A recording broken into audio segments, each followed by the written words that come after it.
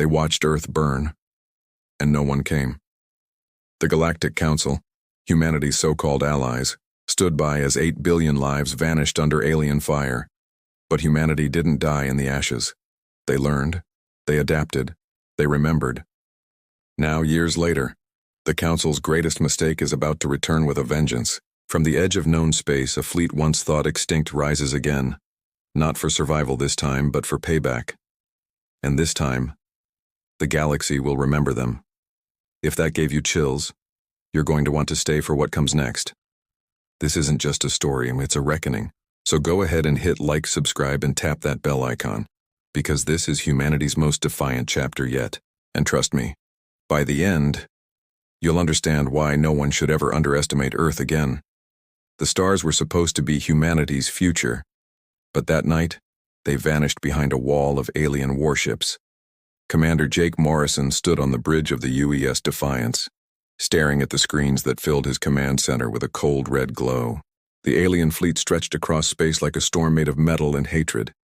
Each ship was 10 times the size of anything humans had ever built, and every weapon was already charged.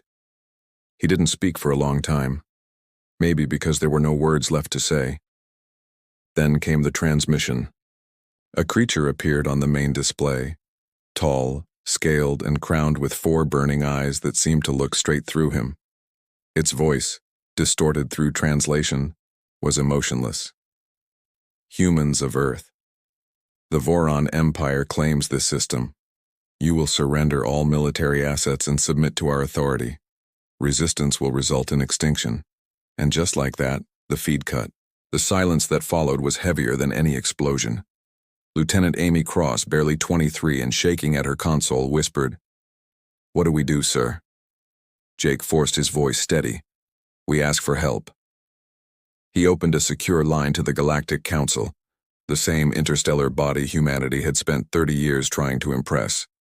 The one that had promised unity, security, protection. For 30 years, Earth had believed in that dream, paid its dues, sent its best scientists, ambassadors, and soldiers to serve among the stars. Now, when everything was on the line, the Council finally answered. Ambassador Peter Cole's tired face appeared on screen. Jake could tell from his eyes that he already knew the answer. "Commander," Peter said quietly, "the Council has voted they will not intervene." Jake blinked. "What? That violates the Mutual Defense Charter. We've been members for—" "There are clauses," the ambassador interrupted. "Exceptions. They've determined that humanity as strategic value does not justify war with the Voron Empire." Strategic value. That is what 8 billion human lives had been reduced to, a line in a cost-benefit analysis. The Council chamber appeared next. Dozens of alien species, radiant and powerful, looked down on him as though he were a child begging for mercy. He pled, argued, demanded reason. "You could stop this. You have the ships, the weapons, the means." But the answer came cold and bureaucratic. The Council does not interfere in territorial disputes. The stability of the galaxy must be maintained. Jake's jaw tightened. "You mean we're not worth saving?" And in the silence that followed, every representative's eyes told him the same truth. They agreed. Humanity's value was 0. When the feed ended, Jake didn't move.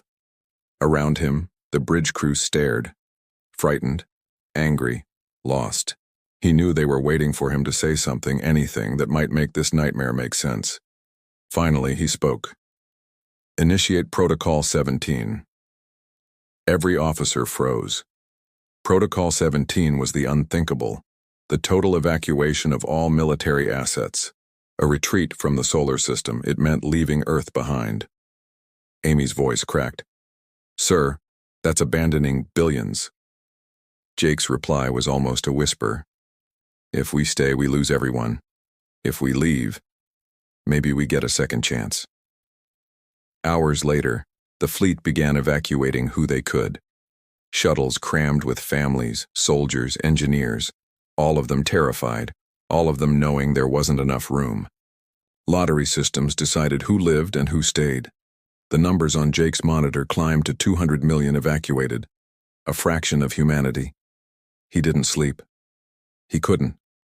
He watched as the last ships left orbit, engines burning trails of blue across the dark, and when the timer reached 0, the end of the Voron S1 solar rotation, the human fleet vanished into deep space. The aliens came soon after. For 3 days, the Voron bombarded Earth until oceans boiled and continents split. The skies burned red, and somewhere between the explosions, the Galactic Council held a moment of silence before moving on to other business. But humanity wasn't finished, not by a long shot. Out in the dark, beyond the edge of every known star map, the survivors waited. They were cold, hungry, angry. And somewhere in the heart of that darkness, Jake Morrison made a promise to himself and to every soul the Council had written off. We will rebuild, we will remember, and when the time comes, they will too. Because humanity's story didn't end with fire, it began with revenge. 5 years after the fall of Earth, space had forgotten humanity, or so everyone believed. Hidden deep within the asteroid belts, the survivors had done the impossible. They endured. The stations were never meant for so many, but humans had a habit of surviving the unlivable. Air recycled until it stung the throat, meals rationed to the gram, sleep traded for repairs. But in the silence of that exile, something fierce was born. Resolve. Admiral Jake Morrison walked through the crowded corridors of Station Prime, every glance following him like a shadow. Some saw him as the man who saved them, others as the man who abandoned Earth. He carried both truths like scars. Down in engineering, Kyle Bennett, once a mining engineer, was now humanity's chief weapons designer. He stood surrounded by holograms and spare hulls, his eyes sunken from sleepless nights. "How's the progress?" Jake asked.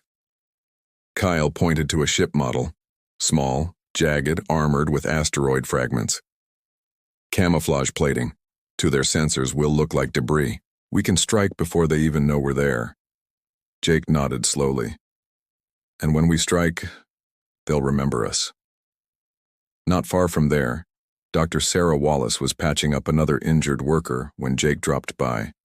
Her tone was half exasperation, half affection. "You look terrible. When's the last time you slept?" "I'll sleep when this is over." That's not an answer. He smiled weakly. "Then I guess I'm still human." Outside, beyond the medical bay, the impossible was taking shape. Training grounds filled with ordinary people turned soldiers. Mechanics learned to pilot. Miners learned to fight in zero gravity. Every clang of a welding torch was another heartbeat of humanity's defiance. And then, after 5 years of hiding, came the first whisper of payback. Lieutenant Megan Price, head of intelligence, approached Jake with data glowing on her wrist pad. "We found a target. Voron Supply Depot, Kepler 442. Fuel, ammo, everything they need to patrol this sector." Jake studied the map in silence. Deep in enemy space, far from any Council world. Risky, but perfect. "We hit them hard," he said. "Fast and loud." "That's not just an attack," Megan replied. "That's an announcement." Jake's voice hardened. "Good. It's time the galaxy heard us." The fleet that launched from Station Prime didn't look like much. 20 ships cobbled together from mining hulls, retrofitted with scavenged tech and sheer audacity. But every one of them carried something stronger than armor. Rage. Captain Danny Rogers, just 26, led the Vanguard ship Retribution. As he checked his systems for the 10th time, he whispered under his breath, "For Earth." To enemy sensors, they were just rocks drifting through space. Until they weren't. At his command, every ship powered up. Engines roared, mining lasers ignited. And in one breathtaking instant, the Kepler 442 depot erupted into fire. Explosions lit the void. Fuel tanks ruptured, storage bays shattered, and for the first time in galactic history, an alien empire that once mocked humanity felt fear. By the time reinforcements arrived, the human fleet had already vanished. The depot was gone, and a message had been left behind, etched into the wreckage by plasma fire. "We remember." Hours later, as panic rippled through the galaxy, Jake Morrison appeared on every major frequency. Behind him, the flag of United Earth shimmered like a ghost reborn. "To the Galactic Council," he said, "and to every world that turned its back on us. Humanity is not extinct. We did not die when you abandoned us. We survived. We adapted. And now we're coming for those who wronged us. The Voron Empire will fall, and the Council will learn what it means to be judged by the worthless. You left us to die. Now it's payback time." And across the stars, billions watched in silence. Some in disbelief, some in guilt, some in awe. The Voron called it errorism. The Council called it impossible. But among the smaller worlds, the oppressed and forgotten species whispered a different word: hope. Because for the first time in thousands of years, someone had stood up to the galactic giants and won. From that day on, space was no longer ruled by the old empires. It was haunted by ghosts, human ghosts, that struck without warning, melted into the dark, and left nothing behind but fire and memory. The galaxy thought humanity's story ended in tragedy. It didn't. It was just the opening act. And that is how the forgotten children of Earth rose from extinction to become the galaxy's reckoning. The Council wrote them off as numbers on a chart, but they returned as a storm, carrying the weight of 8 billion voices. If you felt that fire, if you believe humanity's story isn't just survival, but defiance, hit like, share this with your crew, and subscribe for more tales where the underdogs fight back and win, because out there among the stars, no one hears mercy, only payback.